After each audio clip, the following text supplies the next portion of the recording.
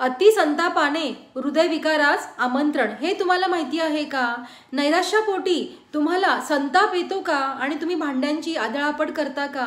किंवा रस्त्यावर जर तुमचं भांडण झालं असेल तर अचानक हॉर्न वाजवून किंवा आरडाओरडा करून तुम्ही तुमच्या संतापाला वाट करून देता का? जर तुम्ही असं करत असाल तर तुम्हाला येणाऱ्या या संतापाने हृदयविकाराला धोका ठरू शकतो, असे एका नाही तर जास्त संशोधनातून बाहेर आलं आहे. अतिशय संतापामुळे रक्तवाहिन्या 2 तासाच्या आत आकुंचन पाहू शकतात आणि त्यामुळे रक्तप्रवाह खंडित होऊ शकतो. अतिसंताप येण्याचे प्रमाण जितके जास्त तितक्या काही कालावधीत तुमच्या हृदयावरती परिणाम होण्याची संभावना सुद्धा जास्त.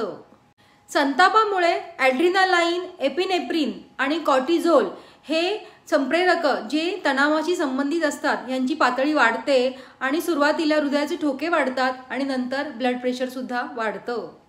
त्यानंतर डोके दुखणे किंवा घाम येणे किंवा छातीमध्ये धडधड करणे किंवा घाबरल्यासारखं वाटणे, वेदना होणे अशी लक्षणं दिसून येतात.